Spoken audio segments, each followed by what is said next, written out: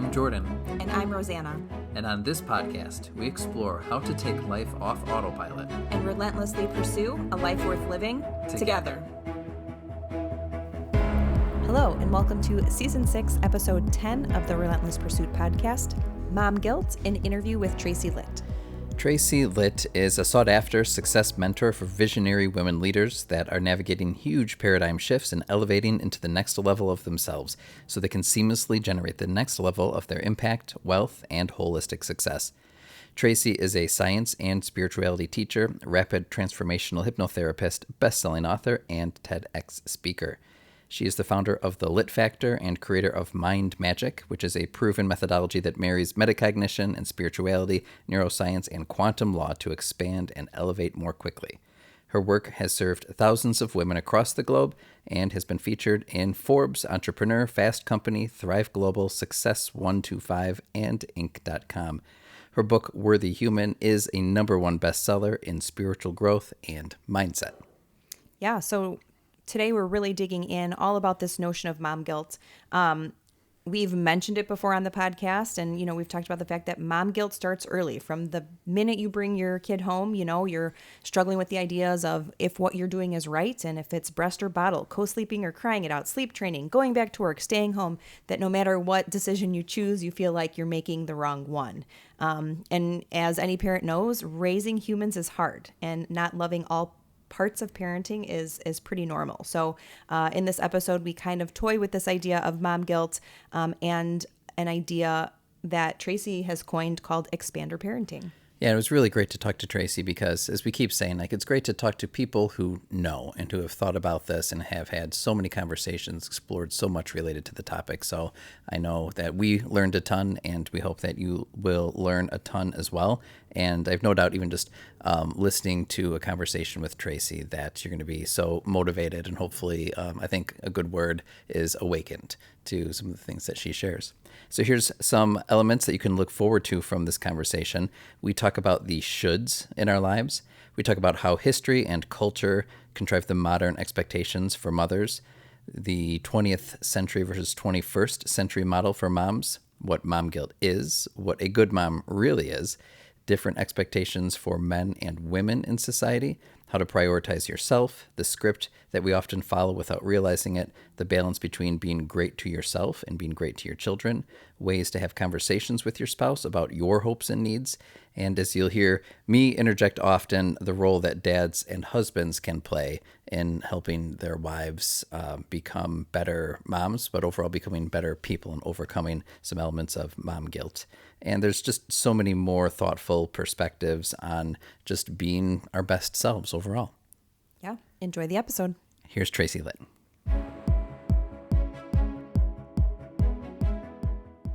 Hey, Tracy, welcome to the Relentless Pursuit podcast. We're so excited to speak with you guys today. I'm so pumped. We are going to talk in this episode all about mom guilt. I've been a mom now for 12 years. I had my first son at 27 years old, and now I'm 39. And the mother I was 12 years ago is not the same mom I am today. And this mom guilt that I've been carrying through all of motherhood, I feel like has kind of kept me from some big things. And in the last 2 years, thanks to a very supportive husband who has kind of seen a lot of growth and kind of see where my passion has been pushing me to kind of let go of it. And I haven't been ready for a long time. I've let it kind of hold me back. And so I thought it was something that was worth, talking about on air, because we talk about marriage, we talk about relationships, we talk about parenting and careers and goals. And I think this is a big piece of the conversation. So we are so happy to have you here to talk about this with us. I'm so excited too. And I also had my daughter when I was 27. And everything you're saying resonates. And I'm excited to bring this conversation to all of your listeners because, we all recognize that it's time to wake up if you haven't yet. We all recognize that it's time to shift and operate differently than our grandparents and our parents did. So I'm happy that we get to have this conversation publicly. So can we start with a definition? We're talking about mom guilt. So can you share with us just what that is? And also we could begin exploring where it comes from. Yeah, absolutely. So, mom guilt specifically is what a woman rubs herself down with when we go against an invisible rule that we have for our lives, right? So if we take a look at traditionally how we were raised, and in air quotes, to be a good mom, right? And how that has been historically defined by beautiful women that have raised us and the generations that came before us is very based in sacrifice, being all things to your children, not letting them fail, right? Making sure that you're right there all the time. And in some ways, your children's success was an implication on your own value. And we need to sit there for a minute because it directly connects to worth. And every human being that is walking the earth has worth wounds and enoughness stuff to work out, right? So when you then are, and here's the fun fact about all of this. Everything I'm saying is not real. It's only real if you choose to make it real, which is the fun part of human growth and expansion work and recognizing that we're actually plastic and that we can change. So if we are living in a world where it's sacrificial and your kids come first and you're always there for them, and those are the ways that we're defining being a good mom and loving our children, and then you decide that, oh, you want to prioritize yourself, you're now going against that invisible rule. And then the next thing we do is we pick up our bucket of guilt and we just rub ourselves down in it. Also, because guilt was such a strong emotion that our mothers and our mothers' mothers modeled for us. And all of it really started in the patriarchal upbringing and the society and the culture, in the women being perceived and taught to us as less than men, in the fight for equality. I mean, the conversation runs deep and wide, right? But ultimately, the most important thing to know is mom guilt is unhelpful, it's unnecessary, and it's unhealthy. And it's optional. That's the fun part. Yeah, I like that notion that it's optional. It's optional. I feel like so many of us kind of sit in that. And yeah, whether we know it or not, like take a bath in it, Yes. because we feel like a mom should be or should do these things. Whatever those things are. I think we all have like these notions of what they are based on what we've seen or what we've heard or what we've been told. But it's very hard to let go of that. It's very hard to like come out of that. So tell us a little bit about expander parenting. Yes. And I want to also highlight something you just said, because it's a great, something that's always very important to me. As you know, I'm a transformational coach, guide, mentor, whatever you want to say, which means it's important that we have conversation that awakens us. And it's really important that I give you some how do we practically apply this magnificent conversation we're having? Because information without application is useless. It's like momentary inspiration. It's like, oh my God, I listened to that podcast and I was all empowered. And then, tomorrow. Feels so good, but let me go back to what I was doing. Right. Like that to me, there's no use in that, right? I don't want momentary. I want you to change and create an experience of your life in reality that you long for. And something you said is very important. So how do you start to identify what's going on with your mom guilt? Where do you start to find some of those invisible rules? In your shoulds. You just said it so beautifully. Like in your shoulds. Where are you shoulding on yourself? Whether it's audibly, right? Like to your friend, well, I really want to meet you and so for dinner. I know that we haven't seen her since college, but I should really go to Johnny's baseball game. So I can't make it. That's a gorgeous example of you don't need to go to the baseball game. You don't. There's 1,000 of those a season. Go to a different one. Prioritize. Like the longest season. Right. And I happen to have picked the sport with the most games, but even if it was football or it's dance, right? Or it's an art,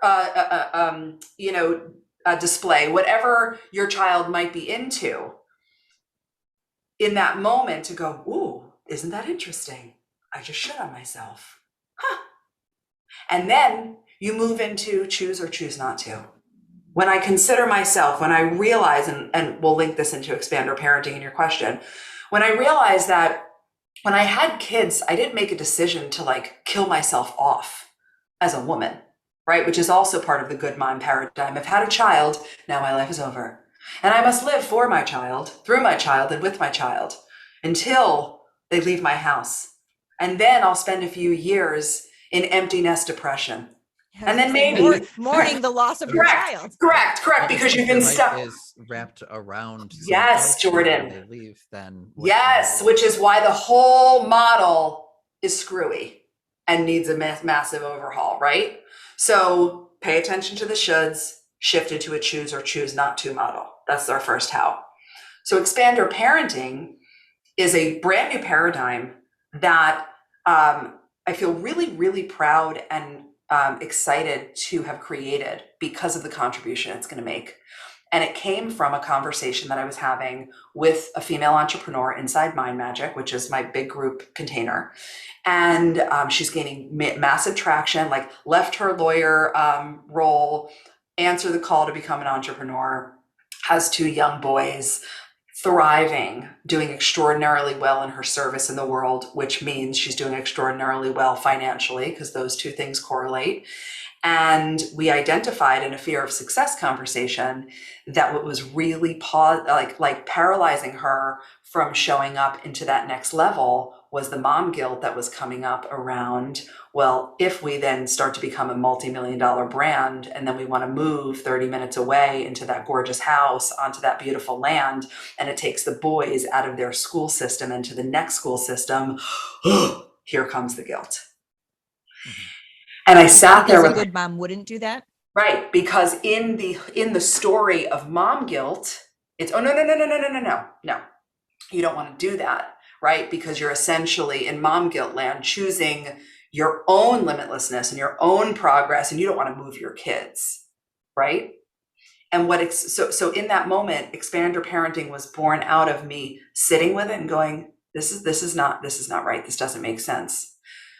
What if the way we love our children the most is by being the fullest expression of who we are and accessing our limitless capacity in this lifetime? And it makes me emotional every time because this is the way. This is the new way, right? And in that moment, it was like a click for her. Just like, oh my God. Because now she's representing to her boys, go after your dreams. What are you capable of? Who do you want to be? What's your contribution to the world? We don't need to model any more sacrifice and martyrdom and control and putting yourself last on the totem pole. It's like outdated and passé. It needs to be over, right? We are in the 21st century. We are like a half a second away from flying cars. And we're still letting, right, an old model guide our mothering. I'm wondering if we can look at that old model a little bit, and we touched on this from looking at the 20th century and from our own mothers and just the previous generation of women who have raised us. But I want to look at those shoulds and ask if we can explore a little bit more. Where do those come from? Are those self-imposed? Are those things that are kind of reinforced through our family and community or through media and culture? Can you walk us through just kind of the origin of some of these things? Definitely. And usually the origin, and you really said a lot of it so beautifully in the question, but there's usually 3 sources to the origin of any paradigm, right? And good momming is a paradigm, like any construct, any model. The definition of success, you've got to work really hard and hustle to burn out to be successful. That's also an old model.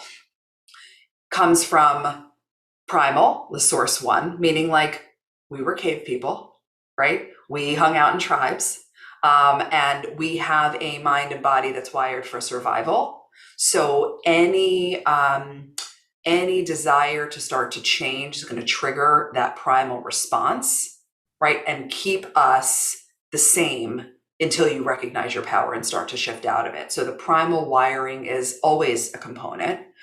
And then the other 2 huge drivers of the origin, which is different than the perpetuation of, right, is that family, like you were saying, Jordan, is what did your grandmother model for you, right? What did your mother model for you? It becomes genetically passed down in the first component, right? So that's why it feels like if you're a warrior, you're just it's your identity. It's just who we are. I come from a long line. I cannot tell you how many times I've heard I've come from a long line of warriors, right? And then you like own it. And whatever you perceive of your identity is full stop, right? So ultimately, any sustainable growth and expansion work is chipping away at killing off parts of your identity that are no longer in alignment and allowing you to shift into the next level identity that you desire, right? So genetically it comes in, and then the modeling, it just shows you. I mean, think about it's not even about the words that the people that raise us think. It's the environment, right? Your first family is known as the family that you were born into, right? Mm-hmm. The environment, their ways of being, what did they model? How did they act? If every single time you saw your mother just sacrifice, you never saw her go on vacation with her friends, you never saw her go after her dreams, you always saw her in that light, that's infusing those invisible rules that you just take on, right? And then you look at that third component, which is our society, which is why I get so crazy passionate about this, because each individual human that wakes up and changes and raises their consciousness and shift their beliefs and thoughts and understands that they are energetic beings is how we ultimately ripple effect and change the world. It's not like, okay, we're going to take thousands of people and get this done at once. That's not a thing.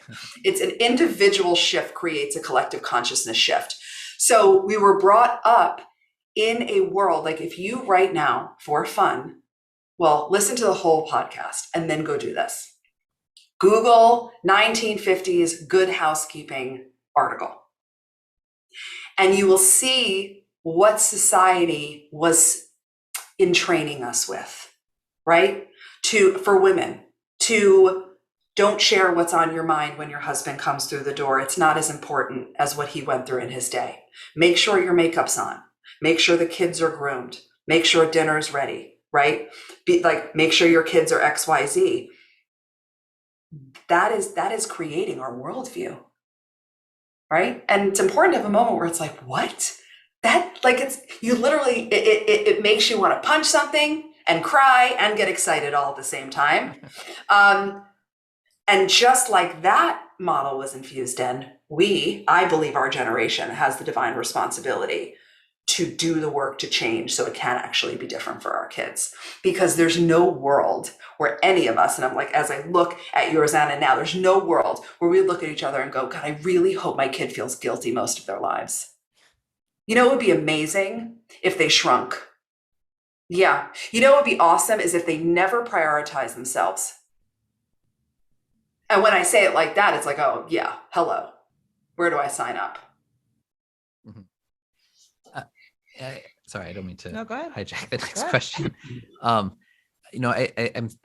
look at this and like hear what you're describing and can kind of see, like you're talking about the 1950s and see some of those ripple effects to today. I can't help but think that if we were to like rewrite those Good Housekeeping articles, that most of what you said it would probably still be in the article, but there would be that much more that's added onto it too.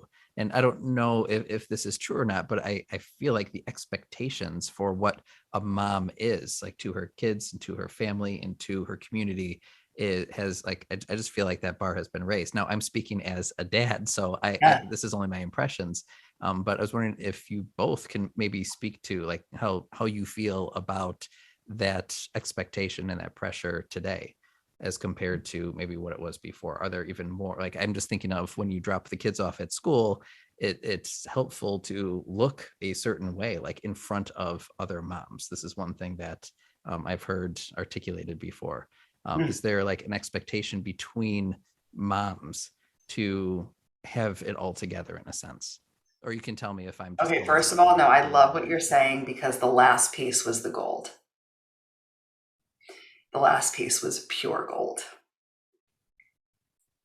When you show up in this new way, in the empowerment and enlightenment of being a woman who has awoke, right?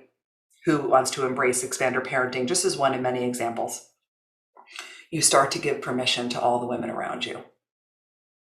Because it is exactly what you said. It's the expectations, it's the judgment, it's the moms against the moms, it's the fact that we're the sad pervasive thing that I see again and again is a competition running through women rather than a rising and an unconditional love and collaboration, right?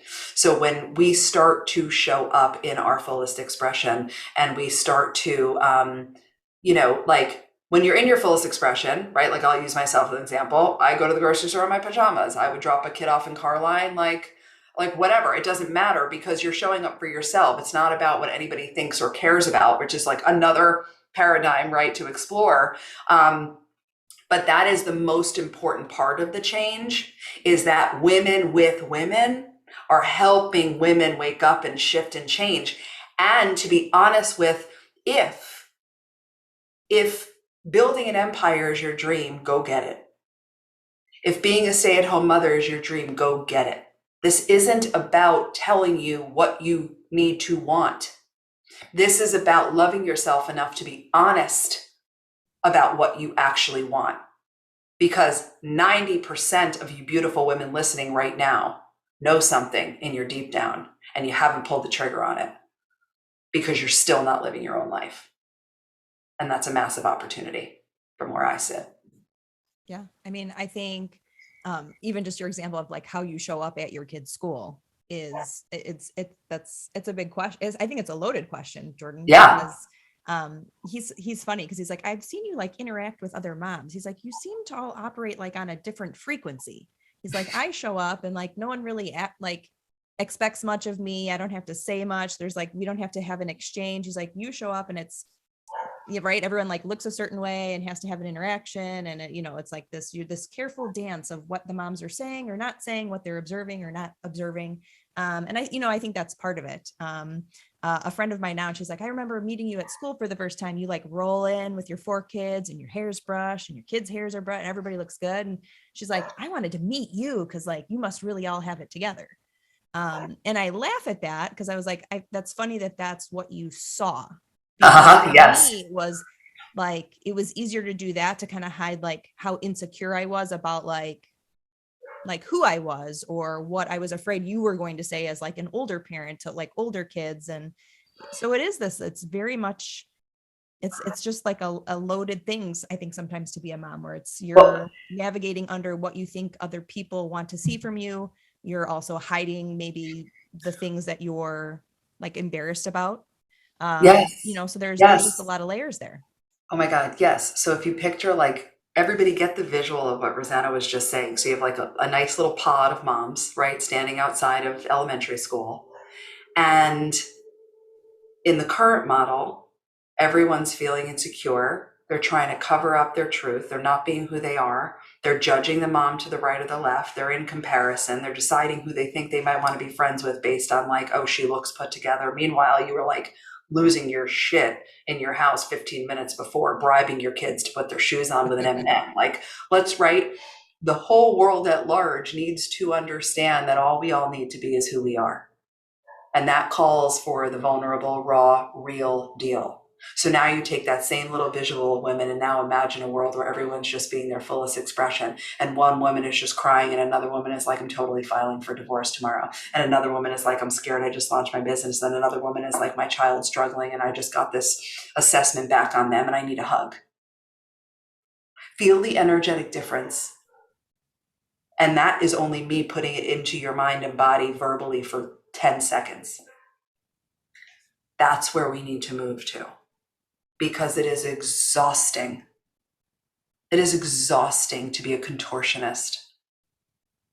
And that's what happens. And I'm actually seeing more of that. So that interaction was an interaction that happened probably 5 years ago. Mm-hmm. And then to like pivot to having lunch with a friend, and then telling me something very real and very unexpected that I wouldn't have thought would have been in our exchange.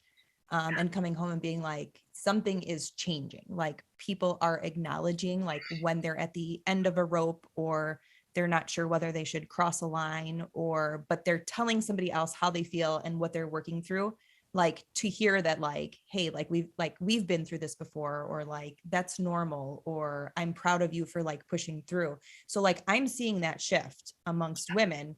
But I mean, I don't think everybody's there, but I don't think Yeah. everybody knows that that's where we are either. Right. But that's also why we have beautiful conversations like this, right? It's realizing that right now we are in a consciousness revolution, unquestionably, right? Some people call it an awakening, things like that, but it is happening and there is more realness because the way it has been up until now, it is evident that it doesn't work. It has generated a society of numbers and over medicators and, the denial of oneself and being busy and let's figure out another to-do list and following a carrot to the next carrot to affirm your worth. And the world's upset. Like the actual earth and the universe is upset. You can like feel it, right? And now we get to change. Like Gandhi said, be the change you want to see in the world. Let's do that. I want to go back to an example that you used because we were in a similar situation a few years ago related to moving. We love our town, but had moved into our first home with 0 kids, and we're looking to move out after number 4. So we'd outgrown it.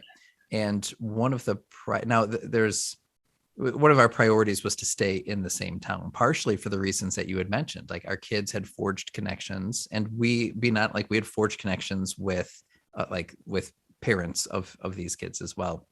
And so we felt like to withdraw from that and to start fresh somewhere else was it just didn't feel right. And so we were open to moving elsewhere, not too far, because this is still our nexus of work and family. But we were primarily looking for a home that suited our needs within the same town, and preferably on the same side of town, because then that would mean the same elementary school. And so we did. So right now we're in the home that we're never going to move out of, as we kind of found the unicorn, and we're very satisfied with that. But I think you bring up a good point about kind of that balance between what you're pursuing as a mother, whether it's related to business or related to whatever you're passionate about, but also I think that raises the question too, like we don't want to kind of forsake our kids' needs as well. And so how, like, are there questions we can ask ourselves, or ways that are productive to help us find that balance between, okay, like I want to prioritize myself and become kind of this 21st century model of what a mother could be, but also, still be true to myself with who I see myself as a mother towards my kids too. Well, and I think that's what you're asking is important because it helps me just underscore. This isn't about moving into no longer parenting and going to live your own life once you've had your child. I just want to be clear about that, right? Like I have 3 teenage daughters. We are a blended family, right? So I was able to beautifully birth one, and my other 2 come from my husband. And it is shifting to recognize that your identity is more than motherhood. That's where the core of this comes from, right? And when you allow yourself to say, okay, it's not that now I've had a child, so I'm a mother and I must now like I'm a mother, and that is the only lens through which I see everything. It's I am a multifaceted woman, and I'm a mother, and I'm a wife, and I'm a sister, and I'm an entrepreneur, and I'm a sensual lover, and I'm a best friend, right? I'm an aunt. Like it's like we're tapestries. And to start there, to really allow yourself to go, wow. And even in doing that, you're going to start to feel your body open more. You're going to start to be like, wow, when I recognize that I'm not one thing in my identity, and I get to nurture all of those things, right? Which means one of the tenets of how to practice expander parenting, and we'll make sure the article can be clicked on and everything, is quality over quantity, right? So when I want to spend time with my girls, what is more satiating for them and for me is 2 hours with no technology on the patio, talking, about like real stuff and laughing and being together, having that, it's almost like you plug back into the mothership, right? And then you can go, right? Rather than the quantity of let's sit down at the table and be together, but no one's really together, right? Or this feeling that it has to be, the quantity is more important. It's not, it's quality. Because quality, especially in today's day and age and our fleeting attention spans, right? And forget it, our kids, the advent of technology, they're interpersonally stunted. It is critical that you spend quality time teaching them how to be a human being and converse, right? So it's and I say this now, like I have teenagers and I watch them, it's like, wow, okay, I'm really glad that, you say things like, don't communicate on Snapchat. Pick up the phone, hear a voice. This is how you do this. And it sounds ridiculous, but that's the truth of like where we are. So the real answer there is you get to be more than one thing. And then you get to realize that you can spend quality time, which is critical too. Like Roseanne, I know, as a fellow business owner, I used to experience being with my kids in air quotes, but everything about my business would be running in the background of my mind. There's no presence there. I was physically there, but I was mentally and emotionally somewhere completely different, right? And when we learn how to approach all things in life through priority and quality instead of time management and constant quantity, now we actually are able to be focused because it's like right now I'm with you guys. I don't know what else happening, what else going on. It doesn't matter because I'm with you, right?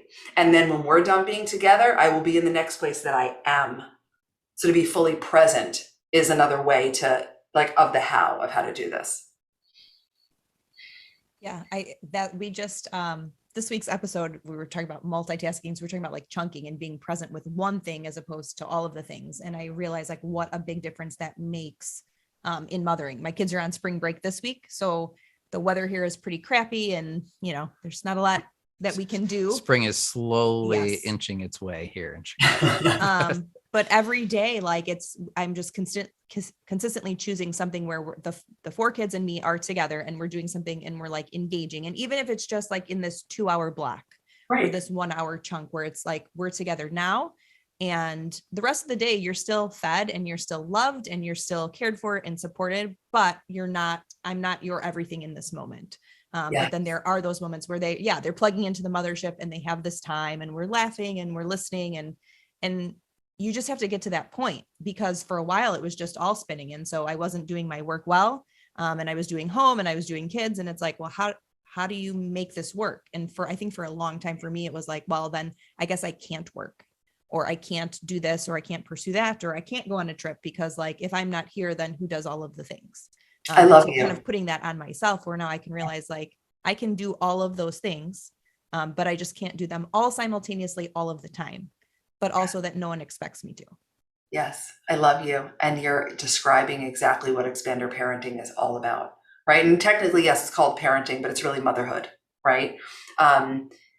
Is exactly that. Like you said something so important to be heard. So I'm just not going to do that thing. So I'll just wait on it. So I just won't go after that, right? But now that we have an option, right? Because the only reason why all of that old stuff was coming up was because of the only paradigm we had offered to us in this kind of quote, good mom world. And now we have a whole different option that not only is extraordinarily beneficial for your life, but incredible for your children.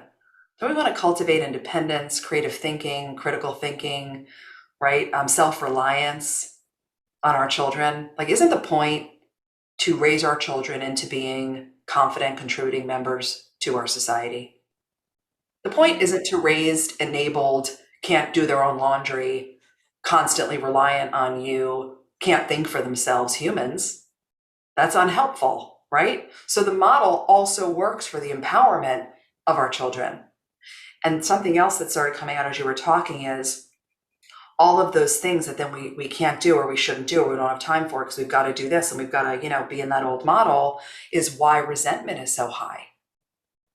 We are the cause of our own resentment, right? And that's directly connected to the guilt and the, it's like, oh, I'm always doing for you. I'm always doing it. It's like the key emotion of martyrdom. I'm doing it for you, it's for you, it's for you. Who does anything for me? And meanwhile, you are the reason that no one's doing anything for you. Wow. It's not like your family should be mind readers. Now all of a sudden clear the Red Sea so that you can get a spa day and go do something for yourself. You have to do that for yourself. So yes. Well, and I think a lot of the work is identifying those limiting beliefs.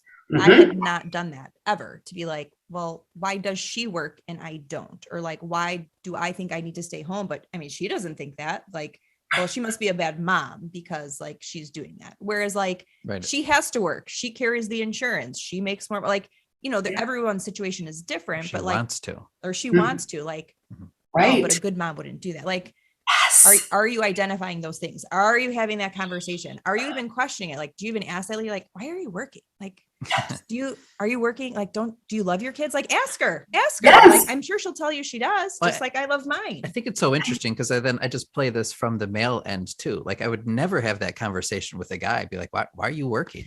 Right. And I think it's so interesting as we have this conversation, and I kind of view it like from the reverse and be like that, like those barriers, those thoughts, that guilt. Even when you brought up mom guilt, I'm like, is that a thing? Just because I was living in a completely different world. And I mean, and we're been together for a really long time. Just one humorous side note, funny, not funny. I saw a video. It was a TikTok. I was going to say, you're going to say it's a TikTok. But it was humorous. It was a kid looking at his parents' wedding picture. And he asks the dad, is this the day mom came to work for us? Wow. I totally get why it's funny, not funny. Yes, totally. But I am thinking about how, as you're speaking towards that, we can often be kind of the victims of our own shoulds that are imposed. So let's say that someone's listening to this and they're thinking through, okay, like I do feel some of that resentment. I do have some goals, small or large, that I've created invisible barriers towards achieving. What are some of the things that they can do either like with or towards their children? Or I kind of want to bring the husbands and dads into this too. What are some of the conversations that need to be held to kind of redefine the parameters around how that family is operating? I love this question. And I think I telepathically sent it to you because I was thinking about this before when you were giving that real story. Something to really understand also, which is why this new paradigm is so helpful, is the world is changing rapidly. Gender roles are being not only demolished in a lot of senses, but altered greatly. There are more women that are breadwinners than ever, right? Which then also brings up an opportunity for us to spend some time supporting the men in recognizing what your indoctrination to, I'm only worthy if I'm providing for my family. And the kind of power struggle, because that has been a men's identity, is you are the provider. When you look at the primal days, you were the hunter. If you didn't go hunt and bring me back an ox, our family was dead. Right? And that's what I mean by understanding the primal roots of where this stuff really, really comes from, because no one's broken. Nothing needs to be fixed. There's nothing wrong with any of us, right? We are all spiritual beings having a human experience, and we're awakening and we're becoming more aware and we're learning new things. And when we know better, we need to do better. Knowing better doesn't always lead to doing better, but it can if we choose it. So to your point, a wonderful thing to start to do is bring forth this conversation maritally first, right? Because the marriage comes before the conversation with the kids or any impact to the kids, right? You're the unified team. And the kids feel that and know that.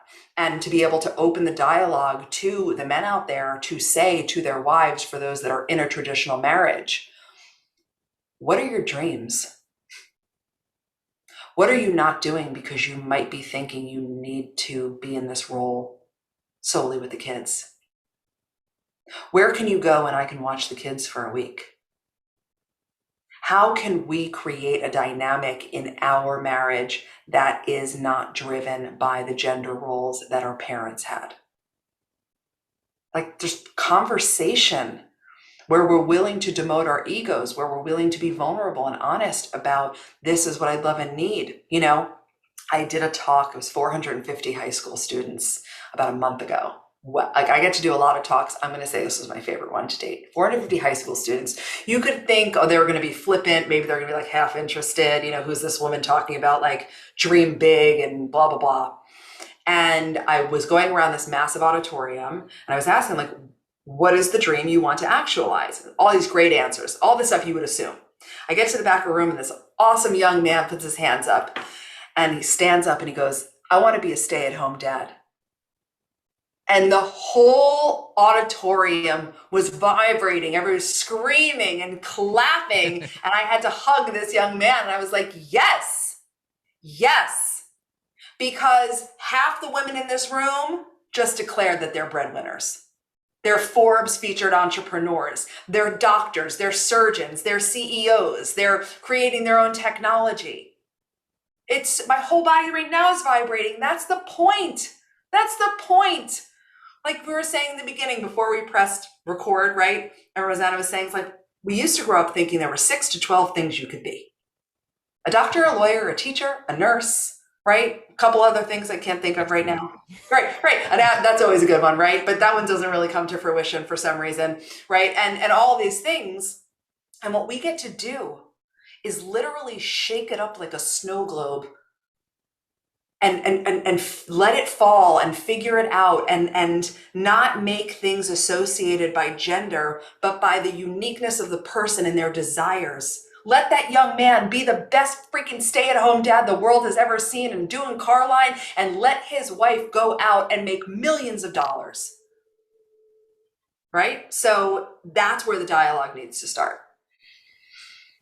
I was going to say, I think that's interesting too, because you brought up a number of questions that a husband could ask his wife. Mm-hmm. And I feel like we've been in this position where, I've asked you similar questions, or I think I was the one who signed up our 3-year-old for like the extended day preschool. After preschool, so I could have an So extended time to work. So because I couldn't do it. I could not do it. I could not say that like somebody else could watch my kid. And this was only a few months ago. Yeah. And Right, but all right, stay there for a second. Just stay there for a second, because it's so, first of all, the truth in that at the time and the vulnerability is so important, listeners.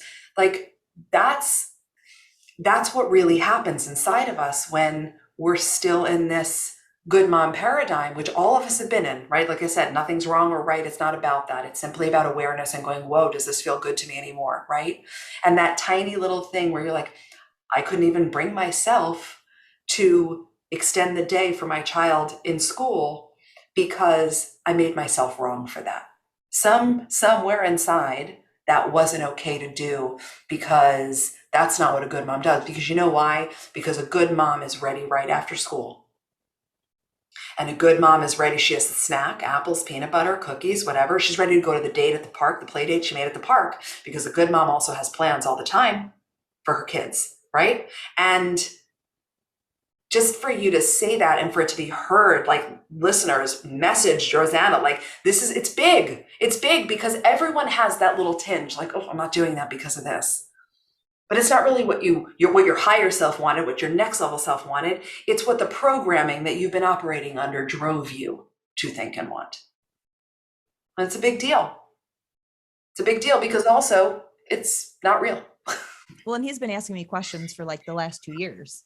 Which like ends up not in an argument, like a mean argument, but like an argument like, I can't do that, or I can't answer that question, or that's not what our family needs. And he's just like looking at me like I'm crazy. And I'm no angel, because I feel like there's a number of expectations that are, or maybe implicit too, that I kind of operate under as well. So I want to make sure that that's clear too.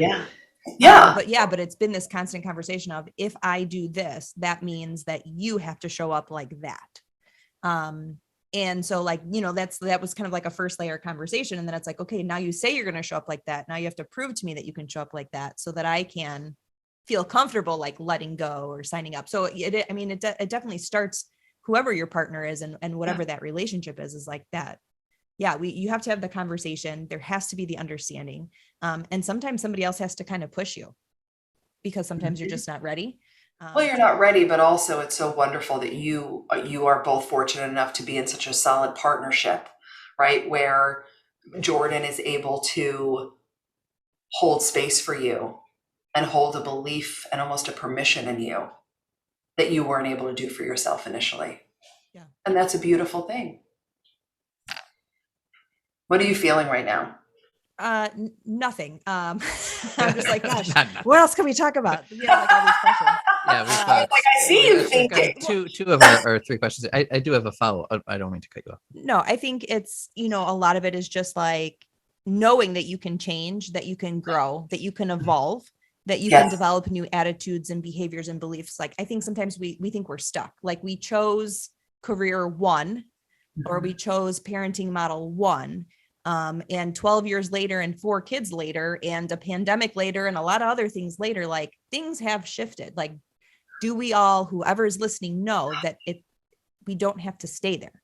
Oh my Like, gosh, stay if here. we This is stay gold. there, I feel Gold. like something might be wrong.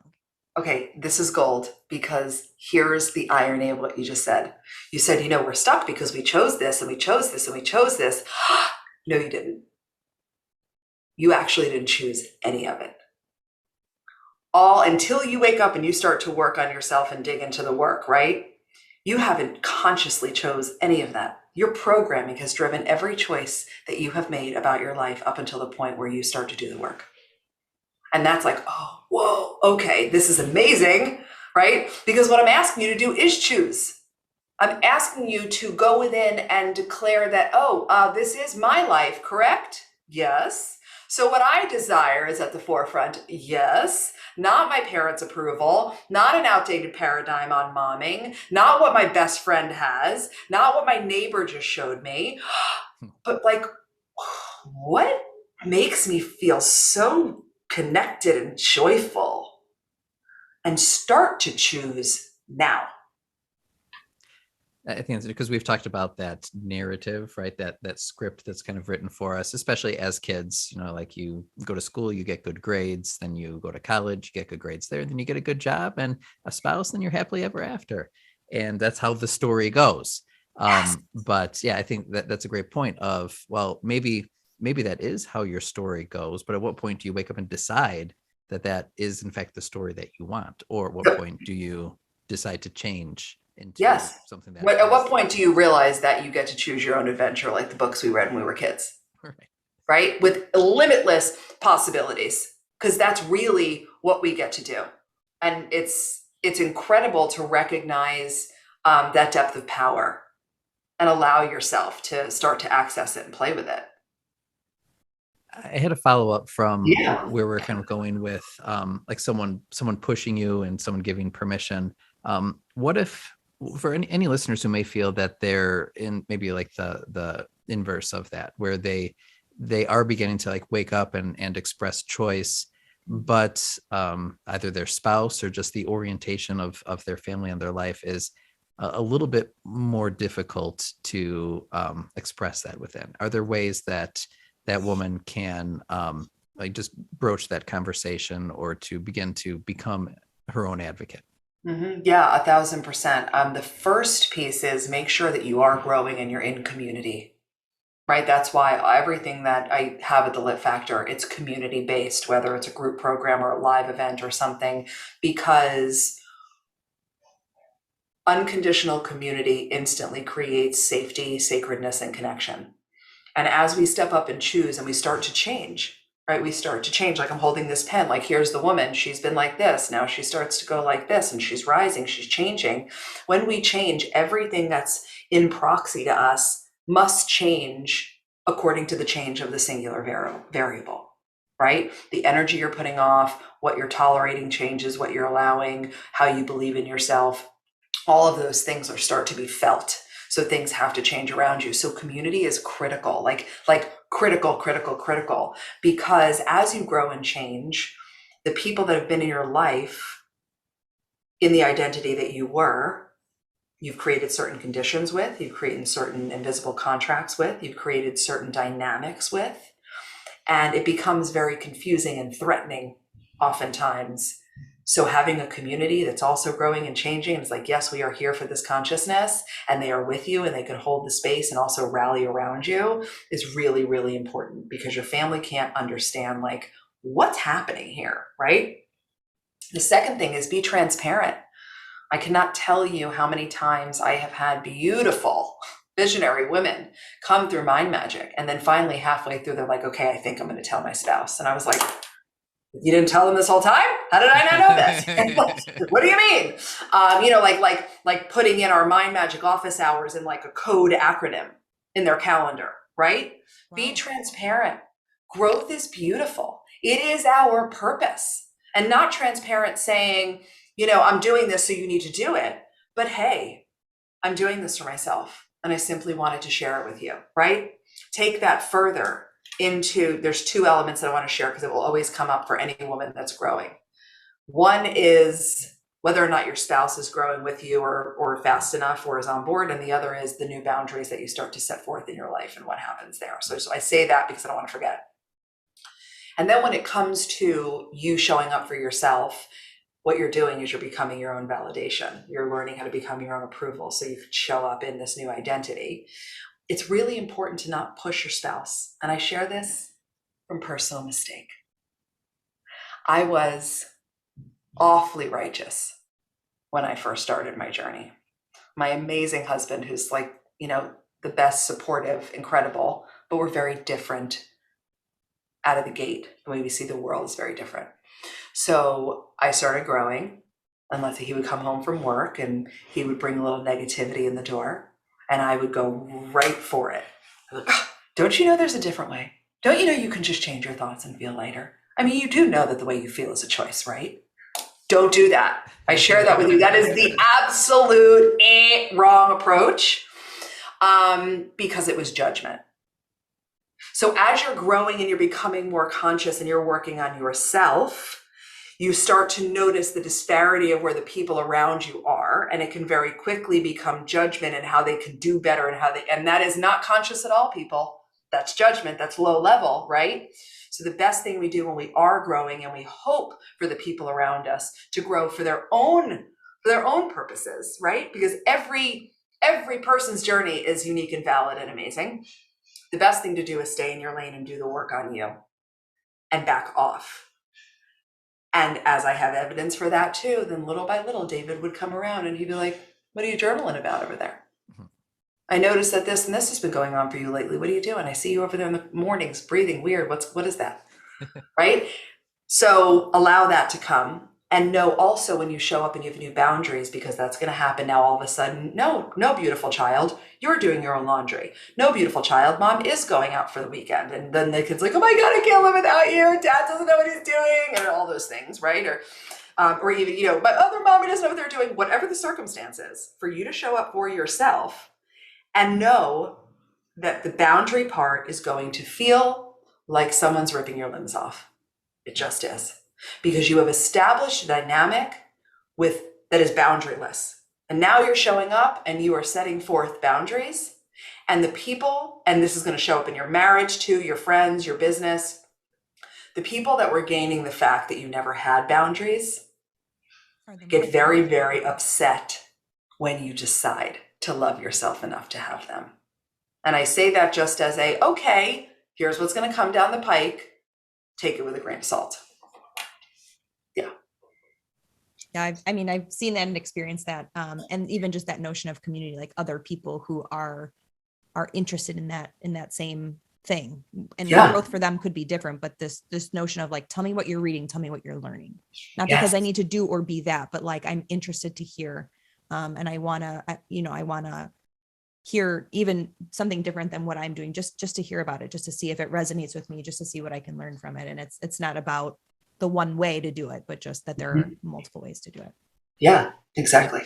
And one of the things that you'd brought up with expander parenting is that, like one of my fears is ever doing something that I would look back on later as a father and say, like, I wasn't all that I could have been to my kids. But one of the things that you express is like becoming a better version of yourself actually like does a service for your kids. That's a form of good parenting, of good motherhood.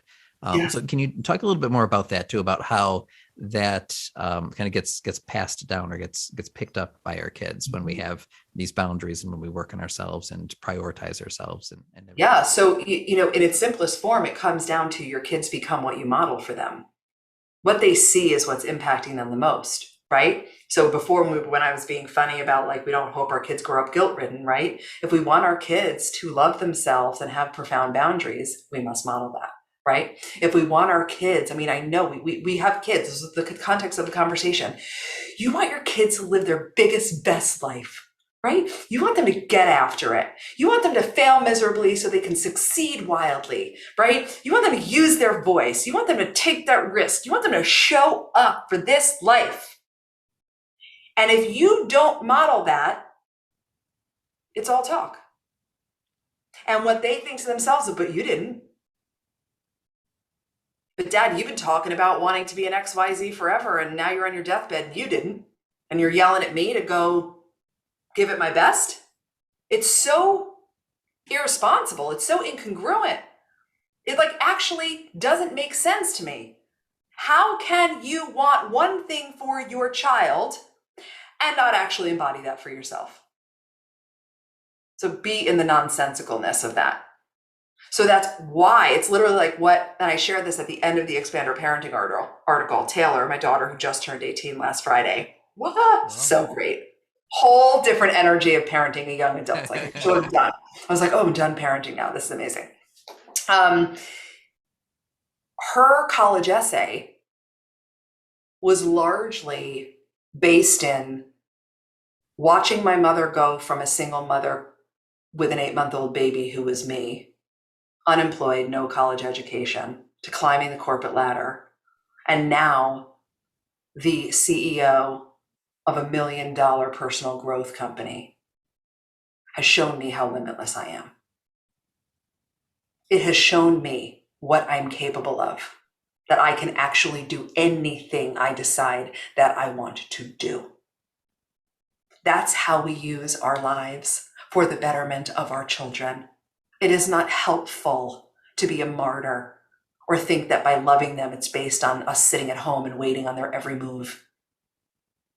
You have a life. It's been given to you. Go get it. And it was proof. It's like, that's all I had to write in the article. I'm not making this up. It happened. I didn't talk to her about it. I snuck the freaking college essay. She's like, I don't want you to see it yet. I'm like, And you didn't have to wait until your funeral. Correct. That would have been, she would have heard it. Well, exactly. My point is a beautiful testament to your strength as a woman and as a mother. And not because you sat at home and had the freshly baked cookies when she got home. Correct. And it's also not to knock against that. You can do all things, right? You can show up in that quality. We can do one night every couple of weeks where we do fresh baked cookies. Not every day, not every week, right? And it really is. It's a call to put our money where our mouth is, because there's a whole bunch of good talk. But everything in life comes down to, who are you being? Who are you being? How are you showing up, right? If you want to help your child alleviate their anxiety, but you're not investing in yourself and you're strung out, anxious, do we not see the incongruence in that? You want your child to be confident and show up, but you're shrinking, there's incongruence in that. Yeah. I think we're doing a disservice to our kids by trying to always answer and meet every need and every question, by sheltering them from all of the things we think they need sheltering from controlling everything that they participate in, or, paying extra to get their foot in the door somewhere. Like, do you think that we're just this like sense of control to be the best parent is limiting our kids from actually experiencing the things that they need to experience? Unquestionably. And there's no gray. I would have this debate on national television. Unquestionably. You're limiting every part of them by constantly trying to be their savior, which not only is connected to the good momish stuff, but it's also because you have work to do, and you are way too reliant on your kid's success being the definition of your own self-worth. I think about, well, I tell our own kids, I'm like, watch your mom. Like, she's the more interesting of the two of us. She's crushing it, with her business, and just like, you need to be like her. But I also, this will be the last time I do this, I promise, but thinking about it from the dad lens. No, I love that you're doing it, because it's all people. Go ahead. I was going to say that I think about how, what I can model for my children as well. And I think part of that is, along the line of what you're saying, like, how do I prioritize myself and set boundaries and do those things? But also, how do I make space for you? Like, how do they see us together? Like, will our sons see a dad who is supportive of his wife and her ambitions and making space for her to do this so that they can then grow up and do something similar for their spouse as well? Yes, yes, yes, 1,000%. And what a profound thing that you would be putting out into the contribution of generational change for your son to grow up and go, behind every great woman is a great man, instead of the reverse. For him to watch you hold her up and go, mom's going to XYZ conference, she's going to speak on the stage, she's going to do all these things, we're hanging out. 1,000%. That's what it's all about. You better find some speaking gigs. Can you be, I think the whole notion of being a good mom is, kind of bullshit, right? Yeah. Like, it is what it is. But can you be a good mom, a good dad, a good parent, and not love all parts of parenting? Totally. Right? I don't know if people know that, right? Like that's normal, that it's not like, oh my God, beautiful. Yeah. And it's amazing. And it's fun. And it's also awful and crazy and chaotic. But I think, just that's even part of the conversation. Like, a good mom wants to pull out her hair. A good mom, doesn't want to cook dinner tonight. Oh my God. A good mom doesn't want to be a good mom. If you don't have moments in parenting where you want to drown your children, you're not parenting. Like, if you don't have moments where, like, I want to punch them square in the face right now, then you're actually not parenting. Because that's also interesting too. The example you gave before about when you asked, like, being there and saving them and, like, doing all these things, right? And I said, unquestionably, that's not parenting, actually. To parent is to rear, is to guide, is to do the hard things, is to understand that if your child is happy with you throughout your parenting career, you're not parenting them, right? Like, really think about that. There has to be some resistance. There's got to be some power struggle. There's got to be some consequence. There's got to be some guidance. So it's really, really important to recognize that, because if you're just always making your kid happy, it's like, it's almost too easy, because you're not really parenting. You're just making sure that they're alive and doing whatever they want to do, which is not parenting. Tracy, I think we got to maybe 3 or 4 of our long list of questions. And so there's so much more to learn from you. We want to, and we'll continue to highlight your book, Worthy Human, which to our listeners, we've both read, and it is a worthy read for many things that you've heard us talk about, but also many more that you can continue to learn from Tracy. But Tracy, are there any upcoming opportunities for folks to connect with you and to continue to learn more from you? Yes, I'm very excited. The Elevation Experience is a please must do. It starts April 18th. So I'm teaching it live. I only teach it live once a year, sometimes twice, but this year it's once. It starts April 18th. And we are unlocking the 7 powers of what it means to be an extraordinary woman leader, right? And leader, knowing it starts with self-leadership.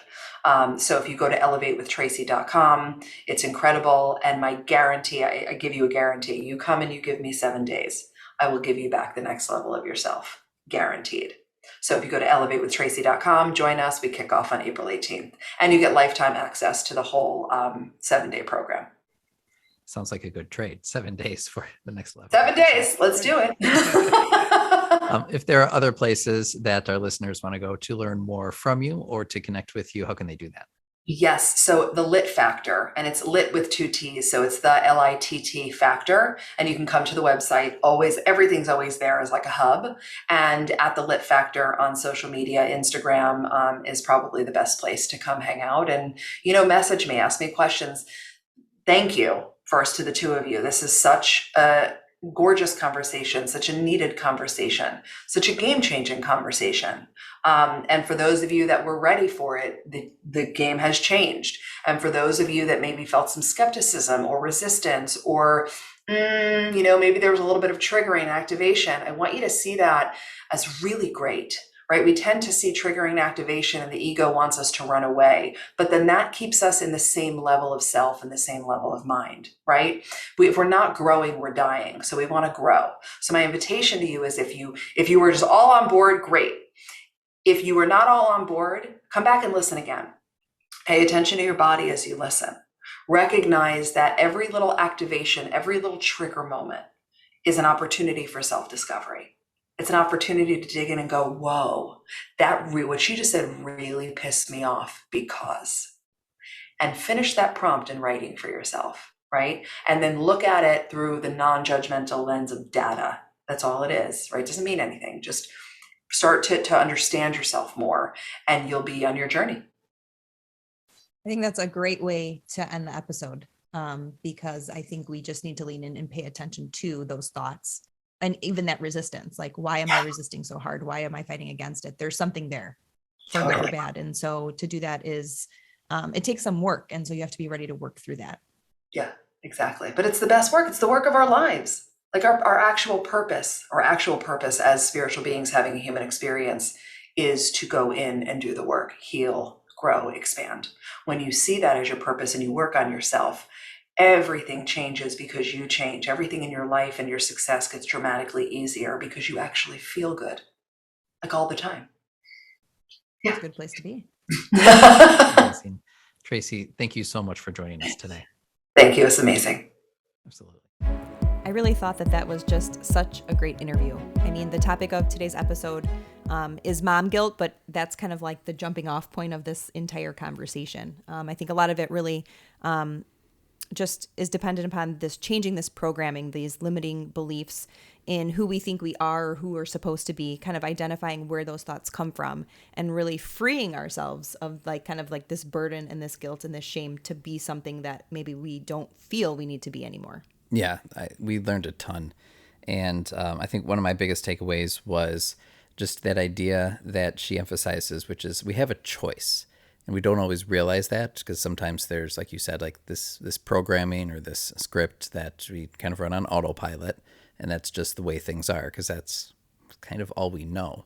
And so maybe the life that we're living or the decisions we're making are what we want to end up doing.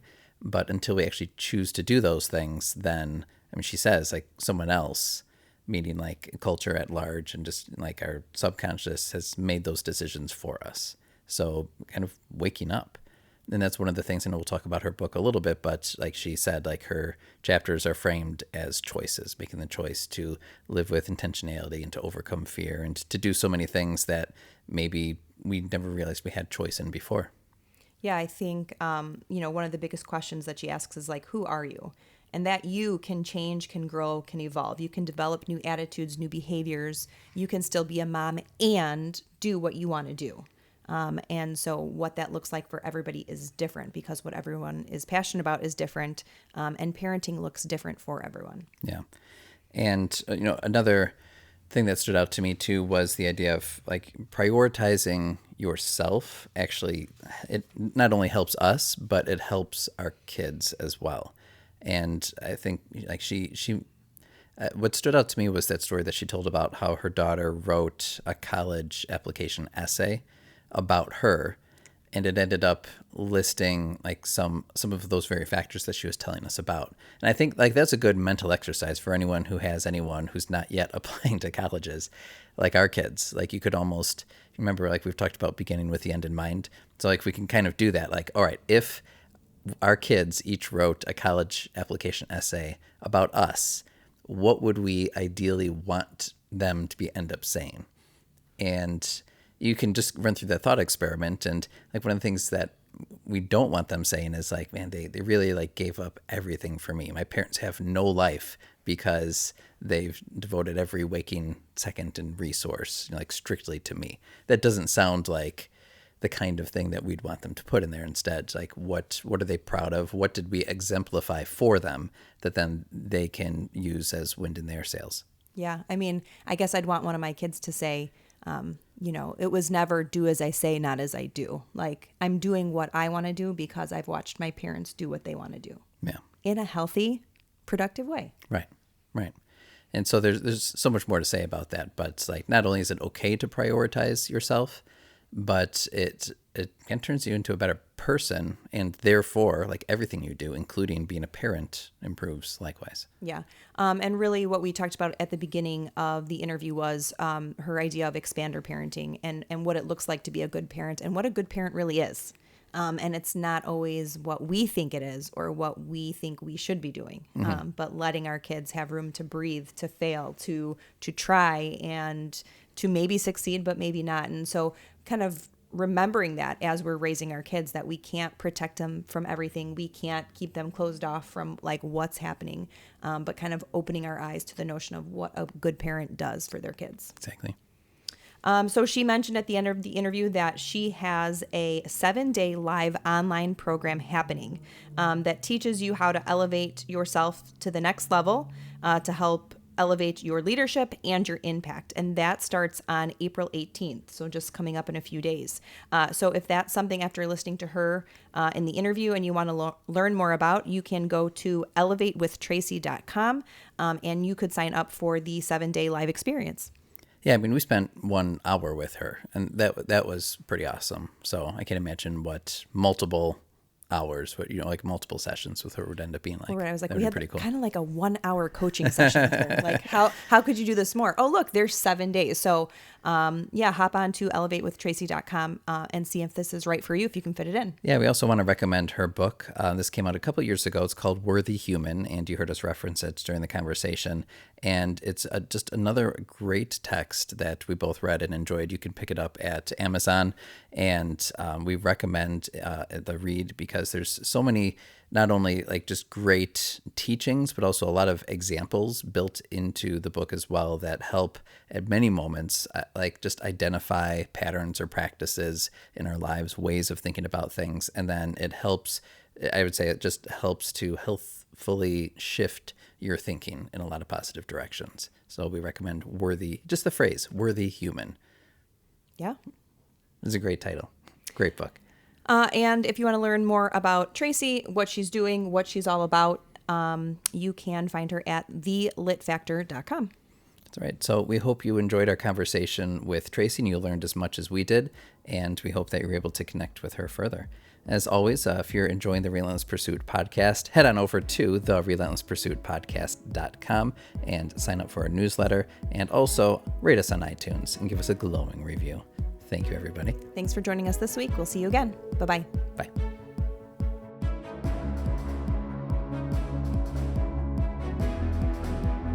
Thanks so much for listening to today's show. We hope you will use this conversation as a starting point for your own. We hope you're encouraged to think and act more intentionally. If you want to learn more, you can visit our website, therelentlesspursuitpodcast.com, where you can find notes on today's show, plus additional blog posts, and you can subscribe to our free members list. Please subscribe, leave a review, and share with your friends. Facebook and Instagram are 2 great places to connect with us for daily doses of our quotable quotes, behind the scenes, and real-time photos, videos, and challenges. Until next time, let us know how you are taking life off autopilot And relentlessly pursuing what matters.